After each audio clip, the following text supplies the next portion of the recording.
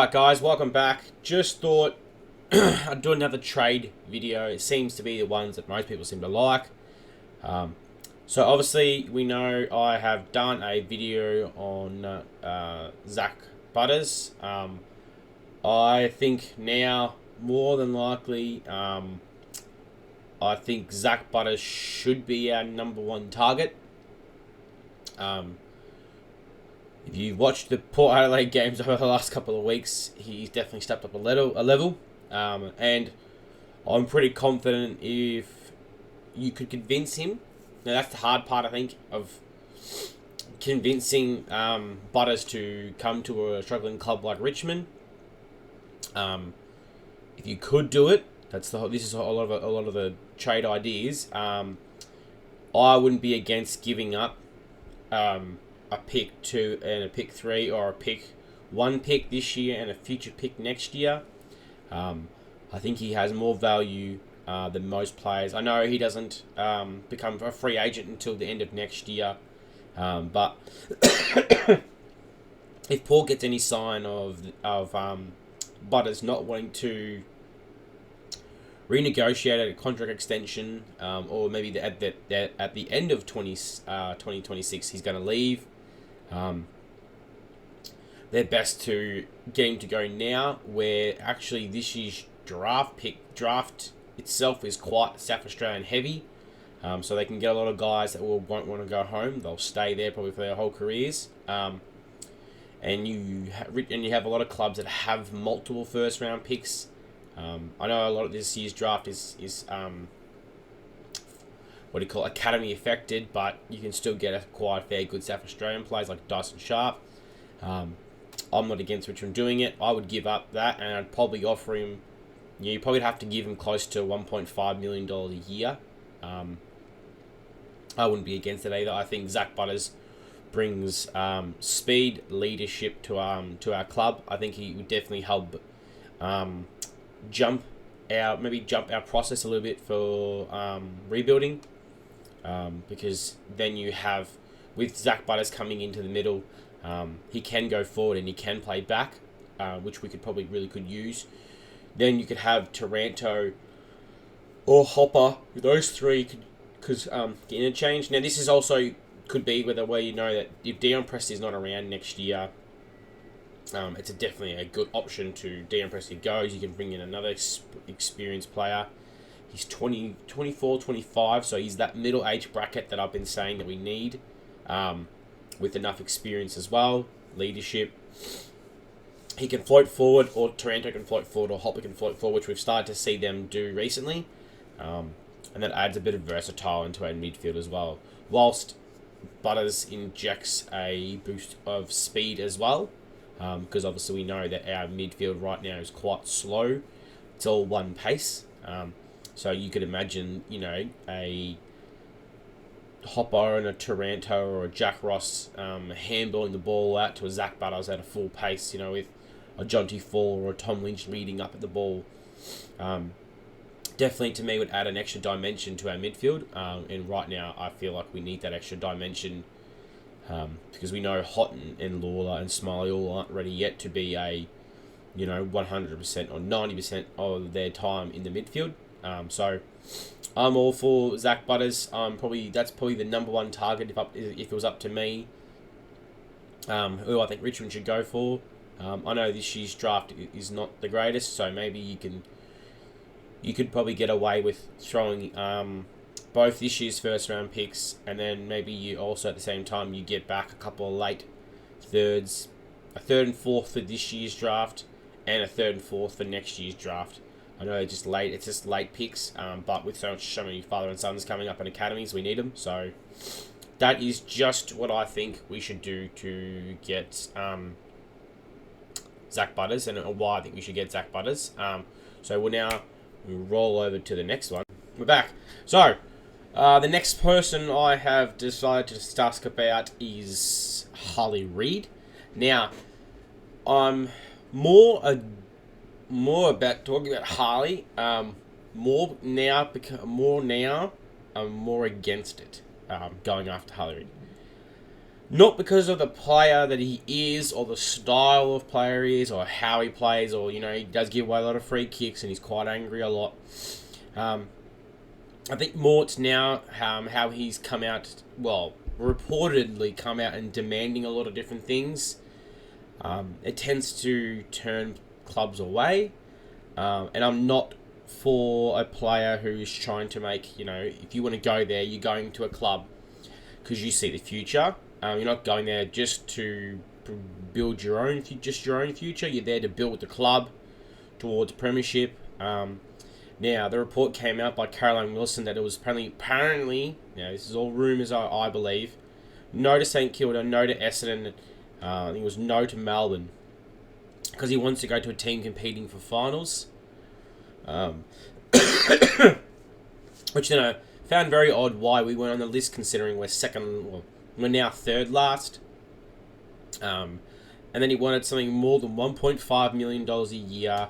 And then he also wanted a free farm. But the $1.5 million, I think, to me, is quite a fair bit of money to ask for to me, a player that hasn't proven himself. And I think that's quite a fair bit of money for a player who would be on. I think it would start on his third year, so on a third year rookie, pretty much, who has not, to me, done much to prove that he is a superstar or he should get that kind of money. So I have definitely wavered off it. I'm not willing to give up all the assets for him. Look, unless he specifically requests to come to Richmond, I find it unlikely. I think the chances are that Hawthorn or Geelong get him. And yeah, not my forte, I think. I think he's kind of turned me off wanting to get it, which sucks because he's a Tony boy and I'm from that local area. You'd love to have another local boy play at, from your club like Brett Lydia did. So that kind of turns me off. I'm not a fan. I'd definitely say no on it. I think if he did come to the club, I think I would just be happy with it still. Because obviously you're getting such a high explosive talent. You can pair him with Sam Lawler, Taj Houghton, Josh Smiley, Kane McCauliffe. Then you build yourself there's a 5 to 6 man rotation of powerful and quick midfield. So it'd be a good future. But I just worry you're going to be putting, as Alex Rance used to say, putting all your eggs in one basket. Now, Richmond obviously could be smart about that if you were to give him the money that he wanted. Obviously, our payroll in the next couple of years are going to be quite low until these new young players need to pay. So maybe we do what we did with Tom Lynch and Dustin Martin. You just either front end the contract or rear end the contract. So it's just that all that means is that they get paid. Say it's the $10 million over 5 years or whatever it is. But at one stage in the year, he gets paid $2 million. Well, like this year, Tom Lynch is on 1.5 because he went through a stage where he was getting paid less than the $1 million a year. So, just to balance the money out and even it out. So, but I would trust our recruitment and all that, and our list managers and all that stuff to do their due diligence and make sure that doesn't come back to bite us in the future. I don't want to pull an Essendon where you go after these players and you put so much money and effort into them, in the end it bites you in the butt and it doesn't go well for you and it sets you back for a couple of years. So, alright, on to the next one. Alrighty, so the other one that I've decided to discuss may be a bit far-fetched or maybe not the player that we need right now, but he does fit the age profile for us. And he is also a midfielder as well. It is James Warple, obviously, coming out.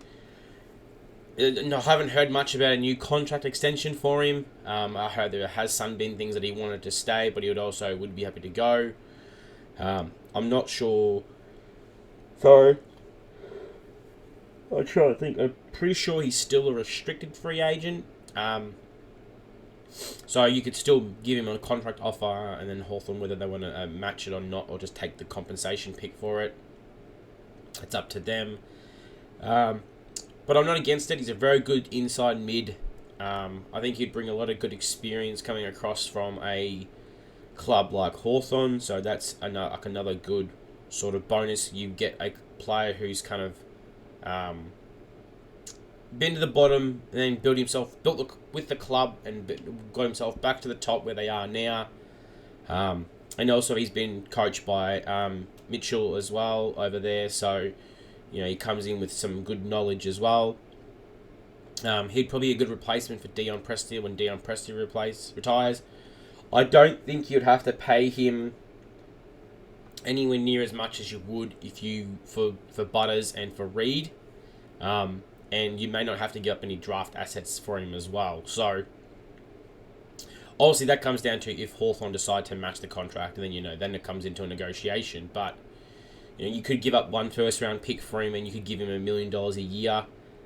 He could be a good player to teach Sam Lawler. He's he's a very, in my opinion, he's a very professional player. He never seems to be getting a bit hot-headed. And as much as I dislike the Hawks, it's definitely a player that I would be happy to acquire if he was willing to come across and go back a step in the path of where the finals are. But it would be a good replacement, like as I said before, for Dion Prestia, who, maybe at the end of the year, I think we have the discussion on if he does hang up his boots. I know he's been good since he got back. But then you can use his experience as well to help with the young players. It's another one that, Taranto and Hopper might be good this year, but might go down next year, so you got to put a lot of pressure on Warple to lead. He could be a good leader as well, as a vice captain, or just be in the leadership group as well. Obviously, you need a year or so in our system. I'm not sure if Uze has been a coach with him, because I know Adam Uze did coach over at Hawthorn. Just not sure if Warple was there when Uze was there. If that is, then that's a bonus relationship that you can have there. But Uze seems to connect with the young players as well quite easily, so that's a good one. But yeah, with that one, it's just, I think that one's just that was a real left wing throw in as a player. I just knew that it hasn't had a contract extension. Talks much have come out on the media, so I'm not sure where he's at with that. But I thought, it can't hurt to try. Can't hurt to make these phone calls, because we're going to have to start bringing in these, players that are between 23 and 26, where they're in their prime, but they've got more than, close to 100 games of experience in us, because you're going to need to have that constantly coming in, considering how much will be going out. If in the next couple of years you're going to have Lynch will go, Dion Prestia will go, Broady will end at the end of next year. Nick Vlosto won't be far behind. Toby Nankervis won't be far behind. Jaden Short probably not too far behind either. So you look at that there. There goes close to nearly 1,000 to 2,000 games of experience will be gone pretty quickly. So you need to start now to fill those gaps of players that have 50 to 100 games of experience in that middle age bracket that can then, by the time these players go, they step in and help be the next leaders.